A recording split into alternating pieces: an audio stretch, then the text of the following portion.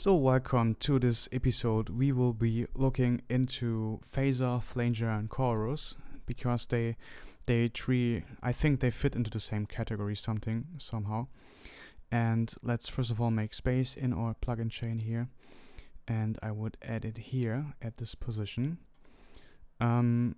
So let's actually start with chorus. I've picked a lead for us because these effects are strong on things that you can hear longer, so they won't make so much effect on a plug patch or a bass, which doesn't mean you can't use them there, but only with a specific purpose most of the time.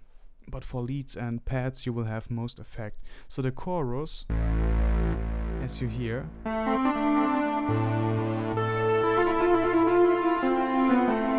makes the sound, you could say, wider, so without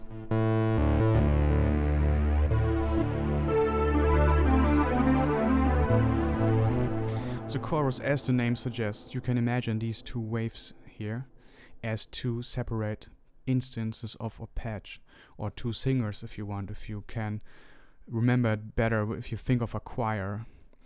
So these two are singing next to each other. This is why we get this white space, because they are slightly delayed from each other.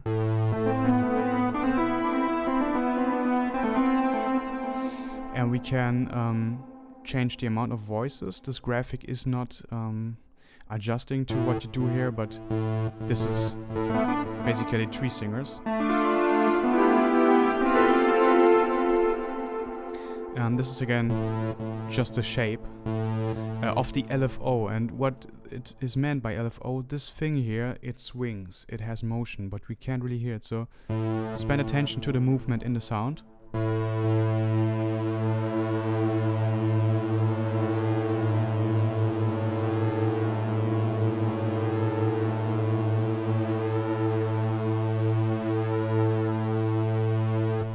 So this LFO is doing a little bit, so let me actually turn this off, so you can really hear it better.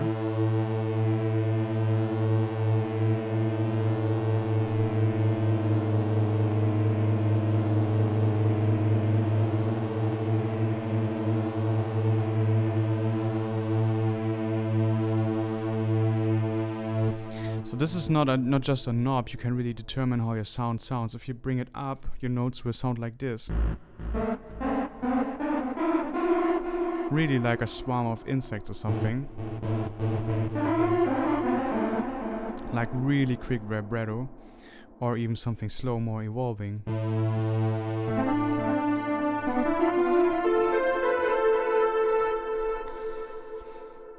And then this button here, now what it means by LFO is the how this thing swings. Does it swing in sine waves or does it swing in square wave, which wrong button, which is this, right, which we had before. So if I hit here square,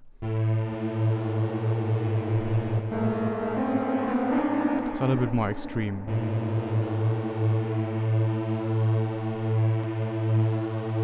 This is smoother.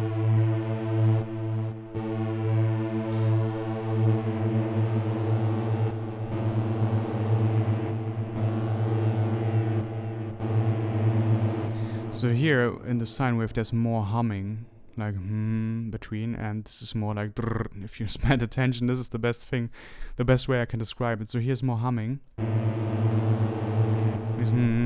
And if we hit square, it's more like drrr.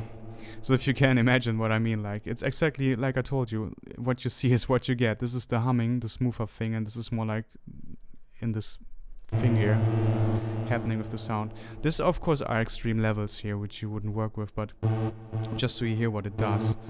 So yeah, you have the rate, you have the amount of voices, you have the feedback. In this case it's just a little bit how much the signal is fed into itself, I guess, if I remember correctly. You can just you could say this is the intensity.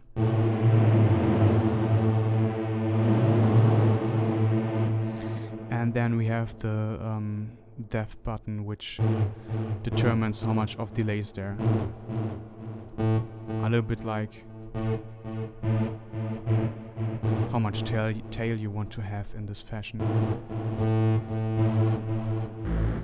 So chorus usually is there to, let me pick a preset, because I've messed so much with the settings now.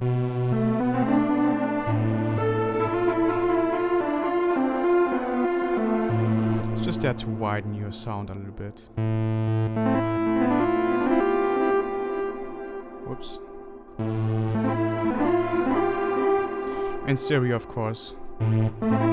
If you turn it off, it gets more mono. It's still, I mean, we have the delay and reverb on. This is why you hear it in stereo, but it's completely mono now. And if you put it on stereo, it's more at the sides of your speaker. Just because we are delay and reverb activated, you couldn't really hear the difference, because the delay and reverb are still creating pretty nice rooms, but you still hear the difference. Just wanted to show you. So this is what chorus is about. Something that adds thickness and three-dimensional sound, I would describe. Then we have the flanger, which does this here. Let me play a note.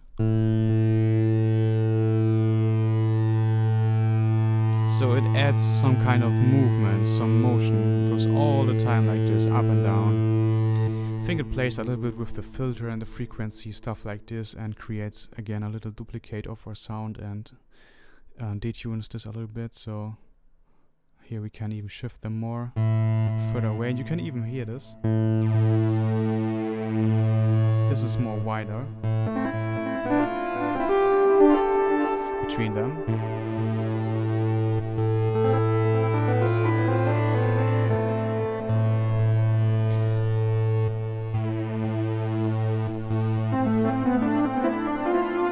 Here we can kind of dial in more, stronger effect. Like this is pretty subtle. Well, it's not pretty subtle, but you know what I mean compared to this.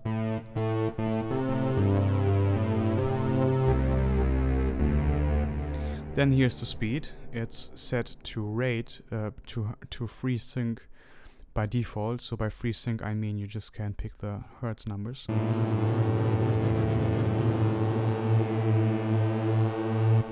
Well, of course you can sync this to binary, to your DHW tempo.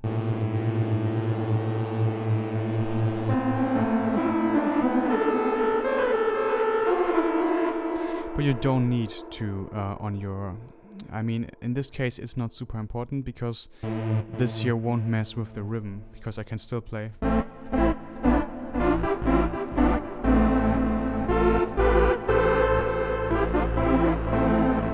I can still play in a rhythm and I want to change the rhythm. It just changed the rhythm of the flanger in itself, but it's not so super important here that you go for binary, so you can mess with the little amounts, or even modulate. Just put an LFO that does this here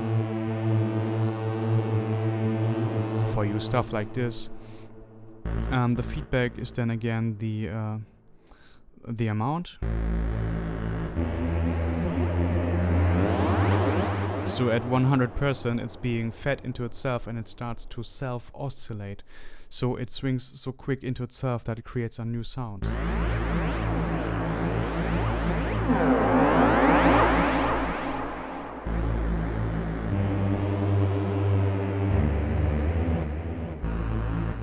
And then you have your occasional high pass and low pass filter to change the tail, what the flanger is producing. And phaser is basically pretty similar, but we'll hear it. It has more of a wah-wah effect, like we say. Sometimes it's even called like wah-wah.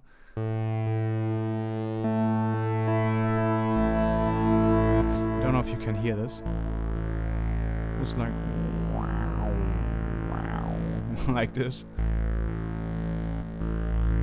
So I think it does work a little bit more with resonance. It's not affecting our actual resonance button. I'm just saying it works somehow with more resonance, is what I would say by ear. This is maybe why you can pick your frequency where it should do its magic. Because if we move the resonance here, we are actually just increasing the same amount, the same spot all the time, but it kind of shifts the wave. But you get the idea. Then we have the LFO wave again, because this has some sort of motion again, like it's here. So it has some movement, and by LFO wave, I don't know why they go for this button here. And on the other plugin we just had this little knob to switch between sine and pulse, sine and triangle. But yeah, we have the sine here, triangle, a little bit more edgy. The saw. Actually, they all sound the same right now. Maybe you can hear it better. Let me start from the beginning. So sine should be smooth. More like this. Like this. Then we have the triangle. Should go a little bit more like this. Then we have the saw. And the saw looks like this. Or actually like this. A saw wave. So it goes up and then instantly jumps down. And this is what you hear if you spend attention. I can try to make this the same speed, just that you see it. The function is not activated, but just spend attention to the dot. So what it basically does is something like this here. Right?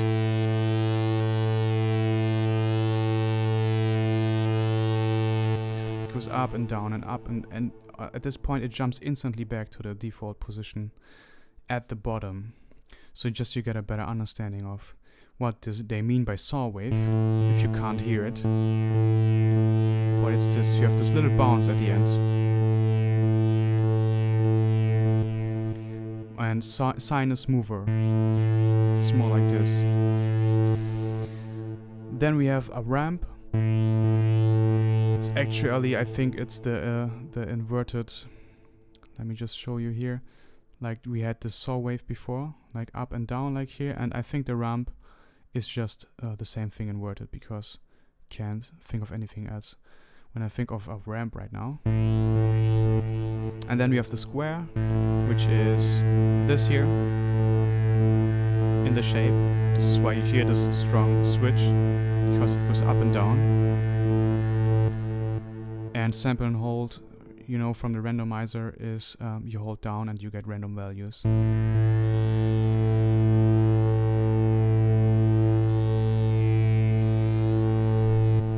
So this is the different settings for the LFO wave, which affects how your phaser will swing. Then here you can apply how strong the LFO should be.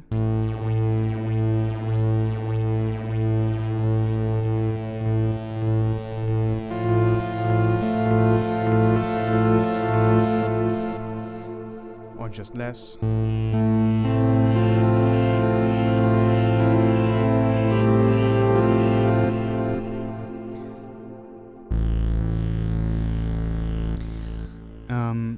Yeah, then here we have the endpoles. As I say, it determines the steepness of the filter frequency response. So basically, the steepness of the filter curve, as you see here, if I click something else, the steepness changes here. And I guess this is what they mean by poles, because poles are in filters as well and determine the steepness of the curve. So by ear, this 2 here is more cutting off more like this, and this high thing here on 12, it sounds more like this, because you hear more of the higher frequencies. So the lower you go, the more steepness is there in the curve, the more it's cutting off. And the stereo button, of course, again. Oh no, actually not. I wanted to say it makes the whole sound wider, but it doesn't. It said gradually changes the phaser from mono to stereo, but I don't really hear it.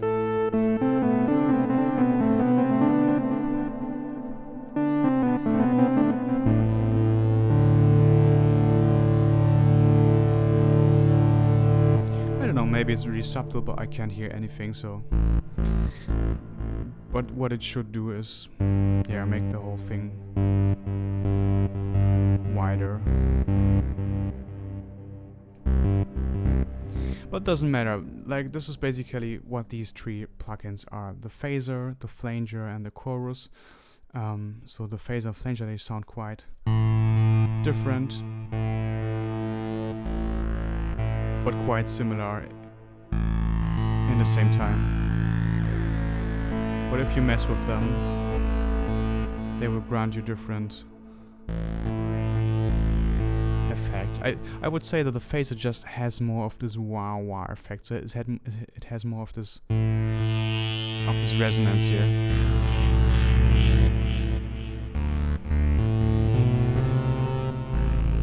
Which is probably why you can mess with the filter steepness curve here. So yeah, so far so good about these three plugins. Then we will cover the equalizer and the compressor in the next two videos, and then in the last one the plug-in chain on the left side, and of course I will be explaining to you as well the auxiliary channel, so stay tuned.